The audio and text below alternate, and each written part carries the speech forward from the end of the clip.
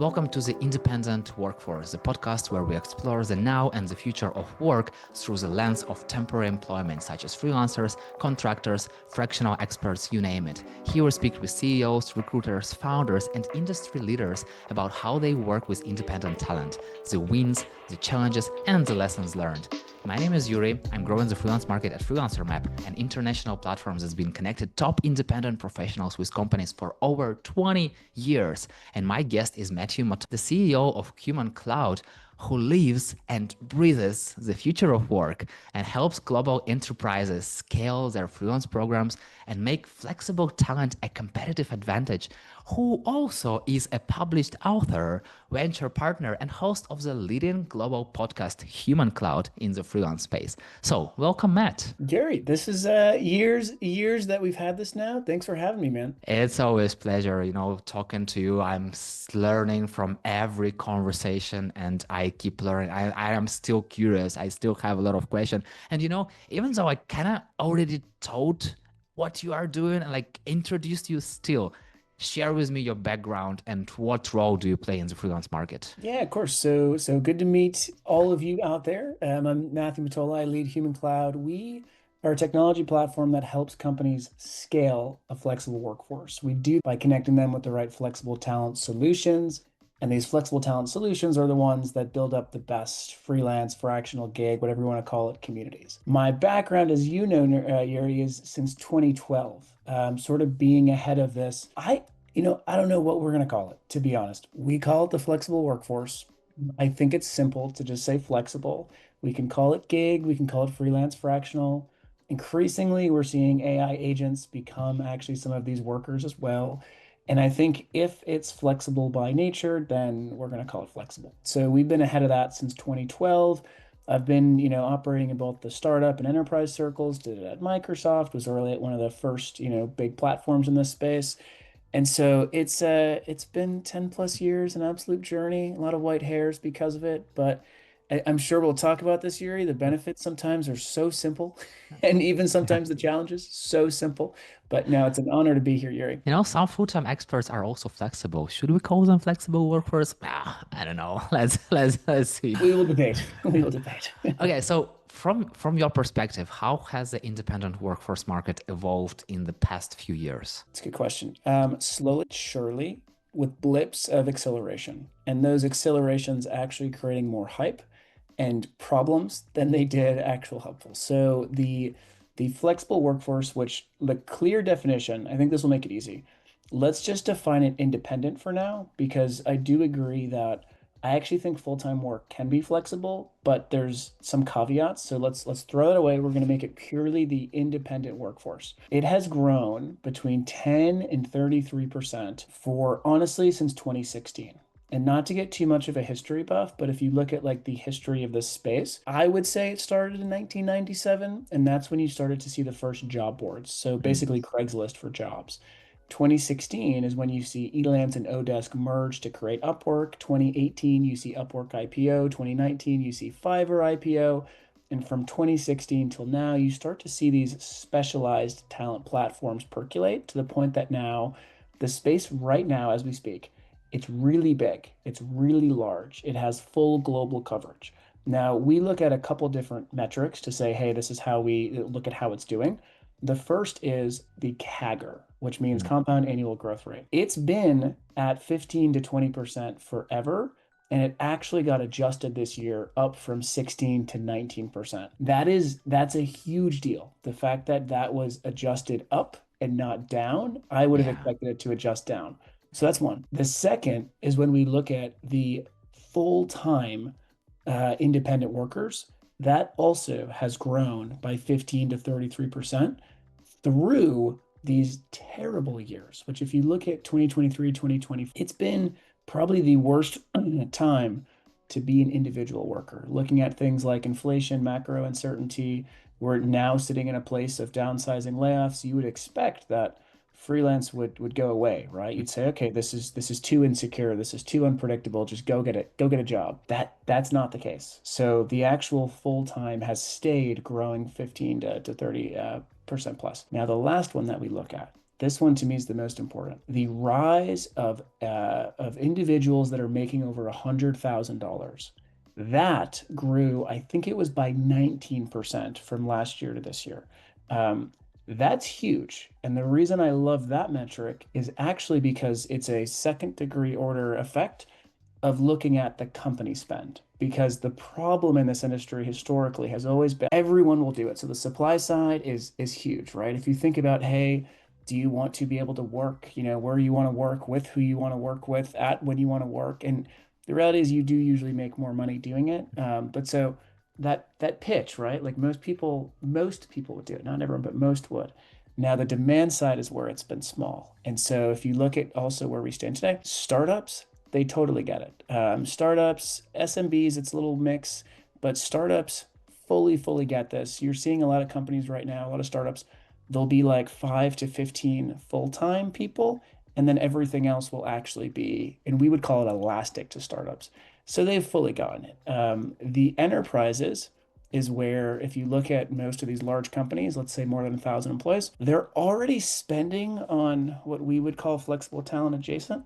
It's just that they don't know it and they're calling it rogue spend and they don't want it. And so you're seeing this like chicken and egg situation, or like what's that thing where things keep popping up and everyone keeps bopping it down, Yeah, yeah. where in these large companies now you have like CMO saying, I want flexible talent. And then you have procurement, HR, finance coming down being like, or legal going, nope, you don't want it.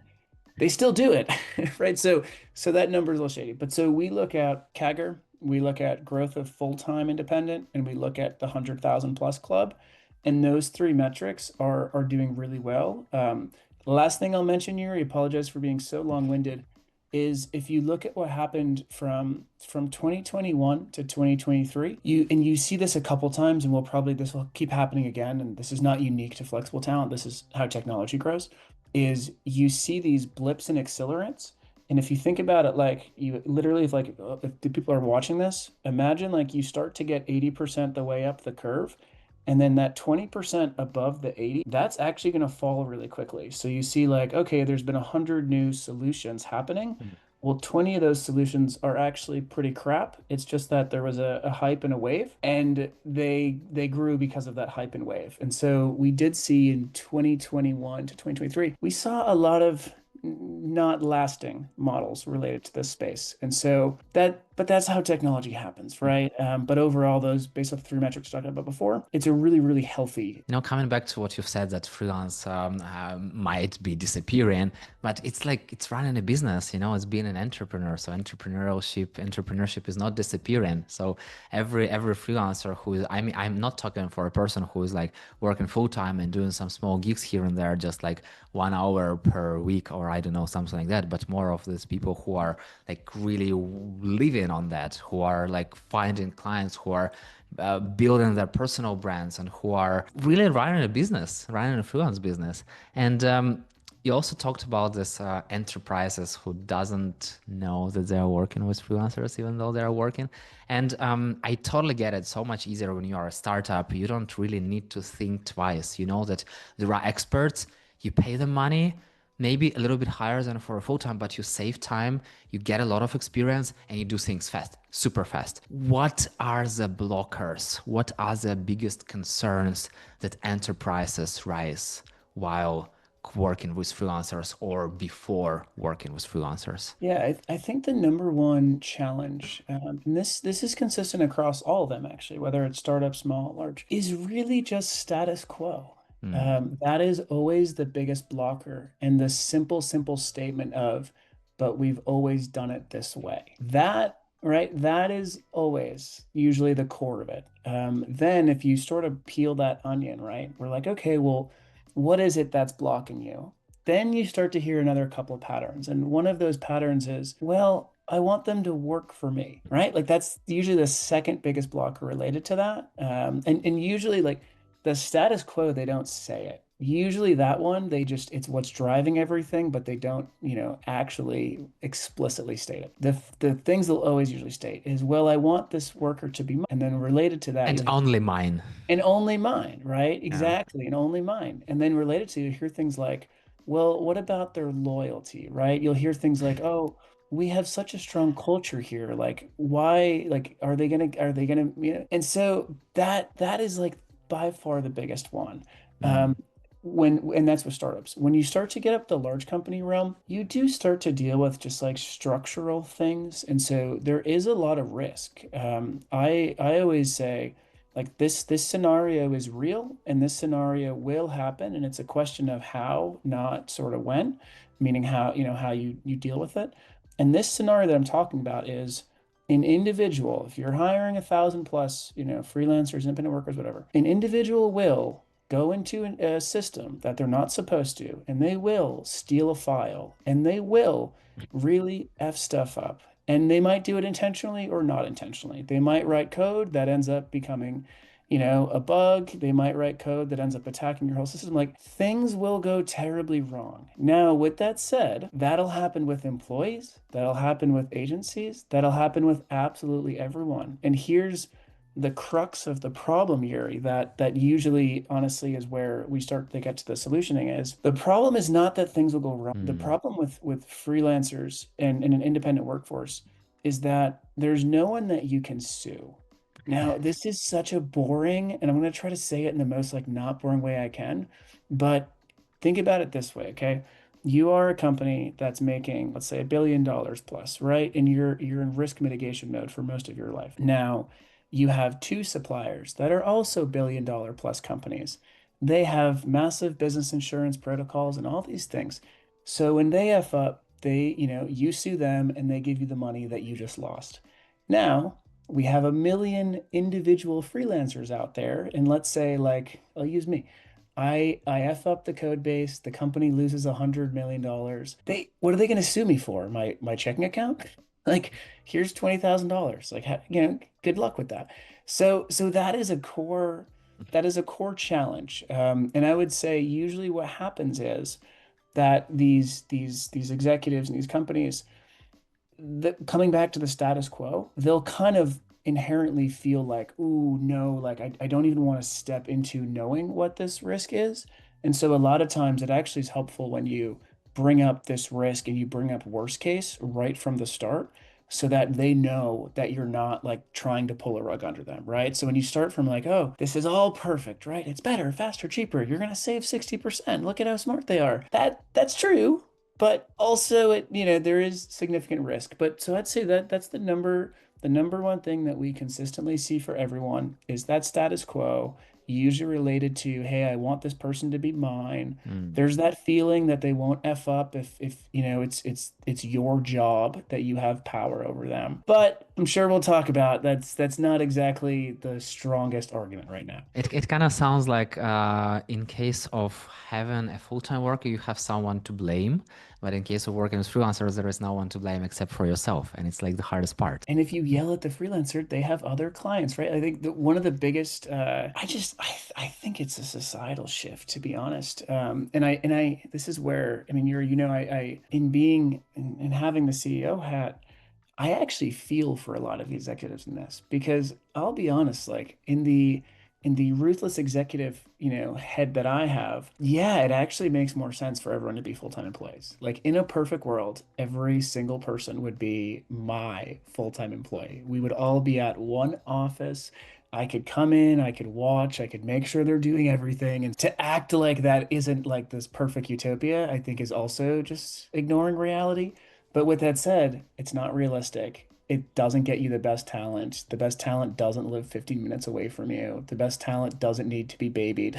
Like, they will, give you immense value if you let them. So there's a lot of just kind of status quo disconnects that you do have to break down. So if we call green green and red red, where do you see the biggest misalignments between companies' expectations, something they think how freelancers looks like, and freelancers' realities? I think I actually love that framing. I think the biggest disconnect is two things. One, they think that, oh, this is going to be so hard.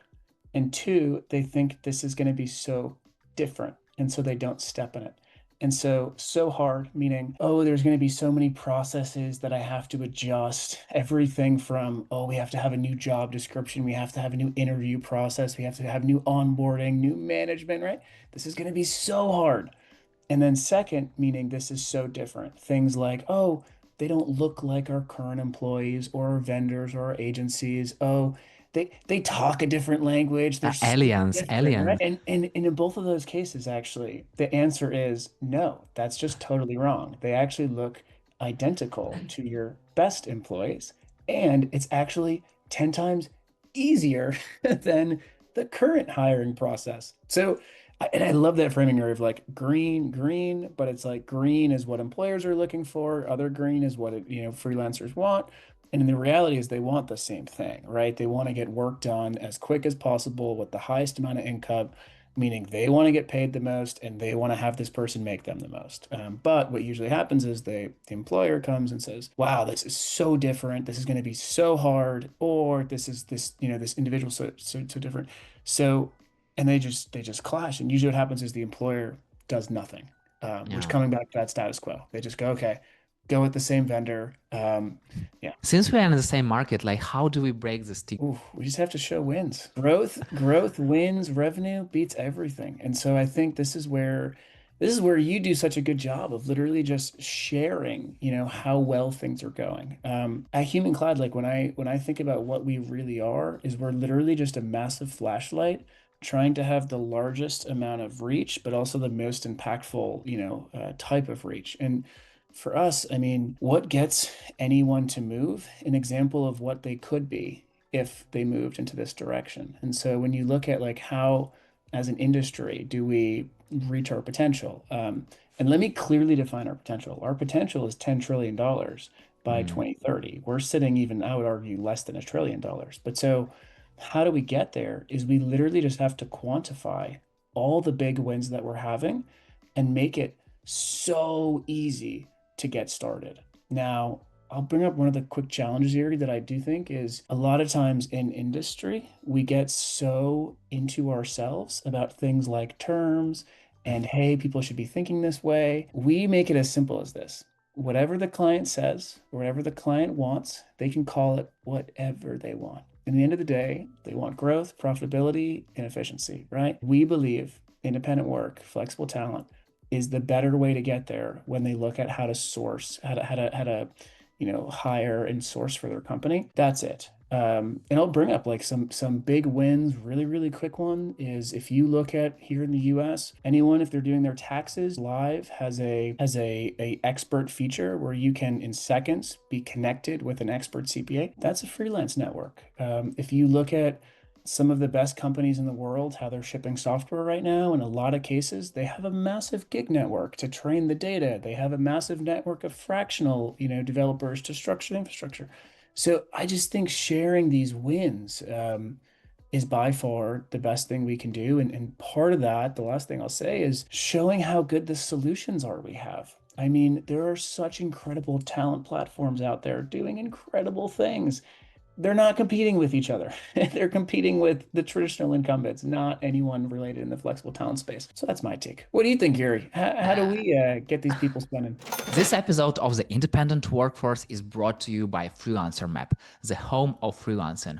Whether you are looking to hire top freelance talent fast or a freelancer ready to find your next big project, Freelancer Map connects the right people with the right work. No endless job boards, no guesswork, just direct access to verified experts and opportunities across the globe. Visit freelancermap.com and start building your next success story today. I truly believe that it's also freelancers' jobs, not just companies, that they have to do their best and they have to represent yourself, not as an individual, but as the whole freelance market. And every time that you are doing a good job, you must do a good job and educate your clients. Still, who cares? I mean, clients doesn't care about what freelancers say. They care about what others, companies and people like them are saying, what other CEOs are saying, how other companies I'm using. And that's exactly what I'm trying to do with this specific podcast, to talk to experts who are hiring freelancers, who are helping companies to hire freelancers, to kind of share, no, we are not freelancers. We are sharing how our experience and our clients' experience of working with freelancers. So you can learn from us. That's exactly what you've told about telling the stories. So I think that it's a lot about telling the stories. And once again, not just from freelancer side, but specifically with company size, with corporate, from corporate side, from startup sides. Can you imagine that some unicorn startup is coming like to some kind of like huge scene conference, whatever, and they start telling about how they grew because 90% of their workforce were independent talents? Like, Yeah. boom, here we are. That's what we need. But once again, I hope that it will happen. At least that's what once again I'm trying to do, specifically with you, to help them understand it and to be vocal, to talk about it, not just to keep all the benefits of independent talents for themselves, but like kind of like share it with the world, because that's how you grow, like you can't keep everything for yourself. You have to let others do the job, so.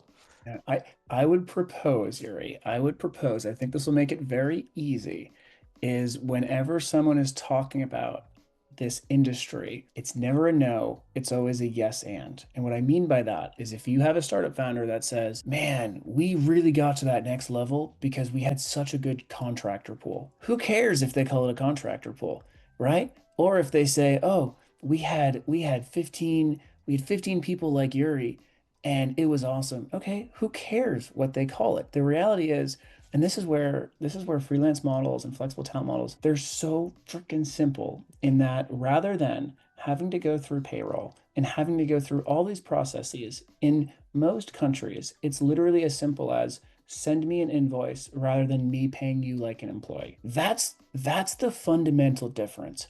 That is really it. Now, when we talk about startups, they can get away with a lot more stuff. So I won't get too technical, don't you worry, but I'll give you some very tactical how this looks. So let me start with large company.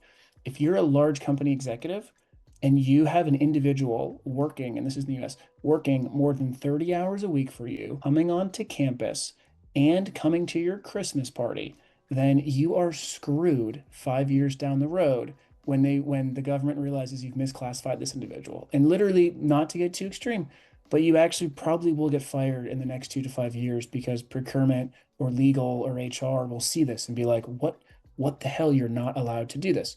Now, if you're the startup founder, to be honest, probably nothing will happen to you if you're hiring contractors in a non-classified, properly classified way. But with that said, there are solutions to all of this. And so let's say that you meet, use you. Let's say someone meets you, Yurii, and you're like, hey, I would love to help. I don't want to be your employee. Okay, I'm going to do this work. It's going to be 2,000 per whatever you want to call it. And you send the invoice and they pay it. Now, let's say this company or individual loves you. And let's say that you're starting to work 60 hours a week for them, right? It's going incredible. There's now classification risk, but guess what? There's a solution for this. It's called an EOR. And so, no matter what challenge you run into, the core principle of, hey, I just want to work with the people who I like to work with, who are really the most impactful, they can always stay flexible and independent. It's just about structuring your solution environment to be able to fit for that. So that all comes back to your first question of biggest challenge and being status quo. There's a solution for everything in this space right now. From a business leader lens, it's all about growth, profitability, and efficiency. Everything else is pretty much solved for in this space. And I know that the best person to ask for the solutions is you, since you know all the tools on the market, you know all the platforms, you know every specific individual who does different services, who helps companies to deal with it. So any questions, if you have any challenges, go ask Matt. He knows everything. I mean, like almost everything. A little So bit. close to Let, everything. let, let it time to build out a database, right? It's all Yeah. data. If you could design the perfect system for integrating freelancers, what would it look like from the company side? It would start by being ruthless around the outcomes or the inputs that you would like. Now, it would also not be too tight around what massive contradiction around what outcomes are required. Now, there's two directions that you can go when working with any freelancer, flexible work, you name it. And that is, hey, I have this massive problem. Can you solve it? The other direction is, hey, this is what we need to get done. Can you get this done? Those are two mutually exclusive directions, right? And they have different workflows. The I have this problem. My biggest advice actually to startup founders, enterprise executives alike is the fractional individual, the interim individual, the expert executive level, independent worker. They're better at you than solving the. And so it's kind of dumb to tell them what they should do when they are better. Now, be ruthless in terms of what you're willing to give up. So don't just go hire these people right away. Come up with the tiered milestone approach and have them tell you what the metrics for success are. And so let's say we're having a massive, I'll use a human cloud example. So we need to integrate our platform to be SEO friendly for everyone listed on our platform. Now, I can spend hours working with the LLMs to try to learn it myself, or I could simply ask one of our SEO fractional experts, what should we do? This expert will say, in 1 month, this is where we should be at. In 2 months, this is where we should be at, vice versa. We frame the contract like that, right? So we protect our backside of spending too much money, wasting too much money, because the individual clearly states what success is going to look like, and we go based off that. So that would be the first thing, is be ruthless around which direction you want to go to in that hiring. The second thing I would say is allow that individual to lean in or not as much as they want. Meaning, if you have a Slack environment, get them in Slack. If you have an office, bring them to the office. If you have quarterly offsites, bring them to these quarterlies. I would say treat them no differently than you treat your employees. Now, if you're a startup, you can get away with this. If you're an enterprise executive, like I said, procurement legal is going to come down on you pretty hard, but that's okay because there are solutions for all of this. The last thing I would say is be okay with giving up responsibility, but document ruthlessly what's working and what has happened. So the worst thing you can do is bring on, and this is the same thing here with employees. The worst thing you can do is bring someone on and say, okay, talk to you next week, and I'm going to expect the world.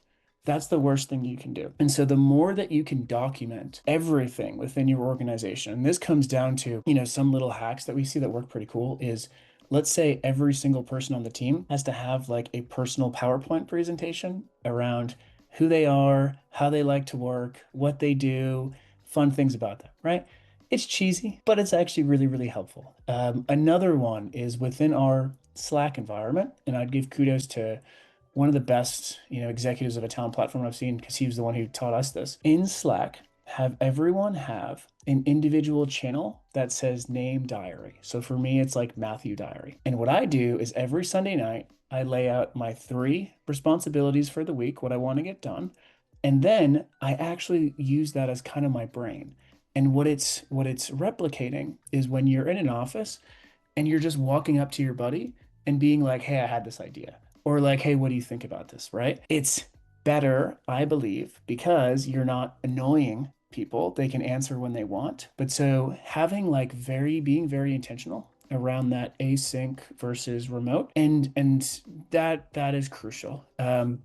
But besides that, it's like they're no different than your best employees. What do your best employees need? Replicate that. What is one small change do you think would accelerate trust and adoption of freelancers worldwide? I just think it's giving up control. Is it real? Is it real? I really do. I would say it's giving up control, but then all that control that you give up, replace that with being ruthless about accountability. And so let's say you have like 5 direct reports right now, and you like the fact that you see them every second and you have more of the control. Well, what if you gave up telling them what to do, right? Like start with that, like give up telling them what to do and go back to like, have them draw up the project plan, have them draw up the milestones, have them, whatever you're doing. But then second is don't be too nice in terms of, if they said they were going to get this done in 2 weeks and it's not done. All right. That saying like hire fast, fire. That's okay. I think one of the other big myths, and listen, this world, I would say, is way more personalized than a typical corporate world. There's people that you love working with related to, little quirky things. that in like a corporate environment probably isn't as cool. But so the reason I bring this up is because a lot of times we all feel bad about firing, right? Like it's not a pleasant experience. I hate firing. Absolutely hate it. With that said, in this world, you're doing a disservice if you're not firing someone because you're forcing them to work on something that you don't like them working on, and vice versa. You're hurting their long-term economic security, I believe. So I think it's okay to fire fast in this world. Don't just like zing them. Like, don't wake up and be like, you know what, I'm firing 100 people. That's just stupid. But be ruthless around what is the success criteria look like, and if more than three times they don't hit it, yeah, it's okay to quit the engagement. And it's so easier to do with freelancers. It's easier to start and it's easier to finish. So basically, you don't risk anything. You don't have to deal with governmental stuff when you are talking about the full time, because when you're hiring, it's kind of like hiring for life, at least in Europe. I Yeah. believe in the US, it's a little bit easier. You can just send them a message, hi, you're fired, and everything Still is okay. similar. Still similar. Yes. Still It's not similar. as And with freelancers, you are totally like you agree on the shore. And then like if something go wrong, you're like, hey, here is the moment where we pass our ways. And then just everyone goes where they want to go. And it's totally good. And you go and work with another freelancer and try and see and find who are the best experts you continue working with. And usually the best thing is this great experts, usually they have network of other great experts. So basically finding one person, you unlock in the whole world, the whole network of other experts. And it's like then it just keeps going on, you know? You know what I love, Yurii, about and I bring this up because you've seen it. What I love about the mindset shift in this, and this is purely on, the hiring slash executive side, is that it's a mindset shift in terms of you're not giving someone a job, you're giving them opportunity. Now, the hard part about that is that you aren't just taking, a job rec that HR gave you and just like interviewing candidates for that. Like that's not this world. Instead, you're saying here's an opportunity, a value that we need, and if you can deliver that value, there's going to be more of it for you. I'll give you a perfect example. Like one of the things that I struggle with as founder, and this is where like I'm more of a founder than a CEO, is I freak out about people not getting paid. That is my biggest fear ever, right? Because of that, I look at every job and every person we bring on as, is there a clear path for their ROI? Because if there's not, then we're not going to be able to afford them in 3 to 6 months, right? Yeah. And you've seen this directly, Yurii, when I'm like, hey, jump into the community, check this out. If you see opportunity, let us know. But it's a two-way dialogue of, hey, I think I can add opportunity here. And then the employer being like, wow, okay, let's do it. Signed today. Here's the retainer, right? Let's get going. So that's a big, big mindset shift. Matt, I wish to have the sky as the limit, but time is the limit. So the final question, what advice would you give to companies just starting to hire freelancers? Oof. Pick one of your fastest rising employees and give them $5,000 to $15,000 and don't put any restrictions behind it. I would even add, don't force them to hire a freelancer, actually. Mm. Let them go, purchase a Claude and Gemini subscription, but then also realize that oof, you're going to need the human to really get there going. We've seen that usually be like the biggest low hanging fruit slash massive impact is find that, and usually it's an individual that's between the ages of 25 and 40. They have been at the company for a little bit. They really just want to make an impact, right? They're really ambitious. And to be blunt, you don't have enough budget to give them to open up headcount or what you traditionally give, the next promotional class, but give them $5,000 to $15,000. Tell them there's 2,000 plus flexible talent platforms out there. Go spend it. And even give them a limit. Say, like, you have to spend this in 60 days. People have done that to me, Yurii, and it was one of the best experiences for both parties. So that's my one piece of advice. Don't make it anything below five. It's also a piece of advice, keep it over five, under 15. Because then if you give them like, $500, it's like what, they're gonna edit a PowerPoint for their kid's birthday? Like, then you don't get something real. But that'd be my advice here. And last but not least, name 2 people I should reach out to talk about the independent work. Oh, Yurii, good salesman. That was Yurii. That was props on that. That's a good. So I'll give you 3 because I'm gonna do a selfish plug. So I think you should definitely talk with one of our co-founders, Tony Buffum. He's been ahead since 2018 on getting flexible talent into these enterprises. So that one, got to do that. I think there's a couple other really exciting founders that I'll recommend because we have all of them in our network. I can't say one or else I look like an a-hole. But I can name some clients, or I can name some on the company side. I think you're going to be talking with Mina. Go talk with Mina. There's a guy named Steve Rader over at NASA. Go talk with Steve. Asal Naragi over at ADP. Go talk with her. Sandra over at Hydrogen and Struggles. Go talk with her. So I'll send you those after the show, but you almost got me to step into naming my favorite platforms, which would... Looks like we are already talking about making some introductions, but we'll talk about it later. And what is the best way to connect with you? Yeah, go to humancloud.com. For those listening, boy, did we have to spend so much time to get the .com, surprisingly. But yeah, humancloud.com. If you want to use our platform, it's app.humancloud.com. Reach out to me on LinkedIn. As you know, Yurii, I'm pretty lazy, but I'll probably reach out. Don't spam me. Like, don't be like, hey, are you looking to increase your video production? No, we have a team. But yeah, reach out to me on LinkedIn.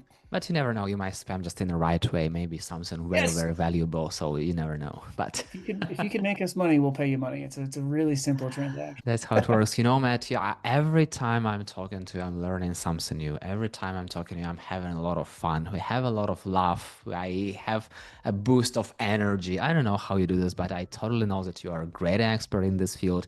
Thank you so much for all the things that you are doing to grow the independent market.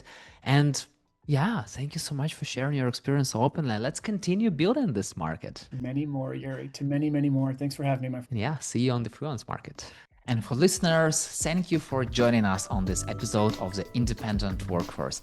I hope you've taken one step closer to working smarter with freelance talent. If you enjoyed this conversation, subscribe to learn even more and share it with your colleague. And remember, the future of work is now.